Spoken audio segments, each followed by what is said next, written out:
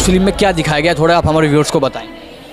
6 अप्रैल 2010 को छत्तीसगढ़ के बस्तर में एक माओवादियों द्वारा एक आतंकवादी हमला सीआरपीएफ के एक कैंप पर हुआ था, जिसमें कि 76 भारत के सीआरपीएफ के जवान बलिदान हुए थे और 24 घायल हुए थे।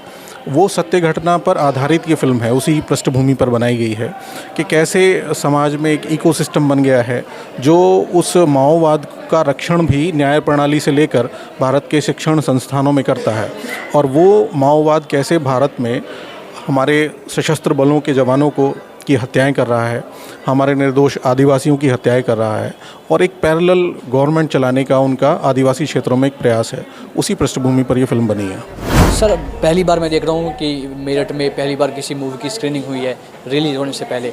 इसके बारे में सर थोड़ा आप बताएं, और इसका क्या उद्देश्य है सर इसके बारे में। देखिए, फिल्म के निर्माताओं द्वारा हमसे आग्रह किया गया था कि मेरठ चलचित्र सोसाइटी और विश्व संवाद केंद्र इस फिल्म को यहाँ के प्रबुद्ध लोगों को दिखाए, और एक मुद्दा या एक विषय इस तरह का है नक्सलवाद का, माओवाद का, कि वो फिल्म उस पर पहली बार कोई खुल के फिल्म बनी है जिसने उसकी सारी पृष्ठभूमि को रखा है, उससे कैसे कैसे समाज प्रभावित हो रहा है, इन सारी बातों को फिल्म में दिखाया गया है। तो हमने भी ये सोचा कि क्यों ना एक पहली बार मेरठ में अवसर मिला है इस तरह की स्क्रीनिंग करने का। मेरठ में आज तक फिल्में रिलीज़ तो हुई हैं, लेकिन उनका स्पेशल प्रीमियर, स्पेशल स्क्रीनिंग ऐसा पहली बार हुआ है। तो हमने ऐसा एक अवसर मिला हमें, तो हमने भी कुछ समाज के प्रबुद्ध लोगों को बुला करके वो फिल्म दिखाई है।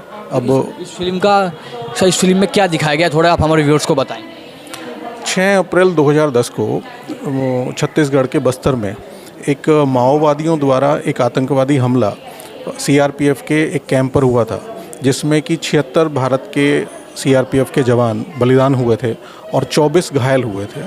वो सत्य घटना पर आधारित ये फिल्म है, उसी पृष्ठभूमि पर बनाई गई है कि कैसे समाज में एक इकोसिस्टम बन गया है जो उस माओवाद का रक्षण भी न्याय प्रणाली से लेकर भारत के शिक्षण संस्थानों में करता है, और वो माओवाद कैसे भारत में हमारे सशस्त्र बलों के जवानों की हत्याएं कर रहा है, हमारे निर्दोष आदिवासियों की हत्याएं कर रहा है, और एक पैरेलल गवर्नमेंट चलाने का उनका आदिवासी क्षेत्रों में एक प्रयास है। उसी पृष्ठभूमि पर यह फिल्म बनी है। आप हमारे व्यूअर्स से क्या अपील करना चाहोगे? मुझे लगता है कि ये एक ऐसा विषय है जिस पर सभी समाज के वर्गों को न केवल उसको जानना चाहिए, बल्कि उसकी विवेचना और समीक्षा भी करनी चाहिए कि कैसे बाहर से आयातित विचार जो मार्क्सवाद के नाम पर, लेनिनवाद के नाम पर, माओवाद के नाम पर भारत में न केवल पनप रहे हैं, बल्कि भारत के एक हिस्से को, आदिवासी वर्ग को हिंसा के रास्ते पर धकेल रहे हैं। तो ऐसे वाद को, ऐसे विचारधाराओं को, आयातित विचारधाराओं को पहचानना चाहिए, और इनसे जुड़े हुए जो संस्थान में बैठे लोग हैं उनकी पहचान कर उजागर करना चाहिए।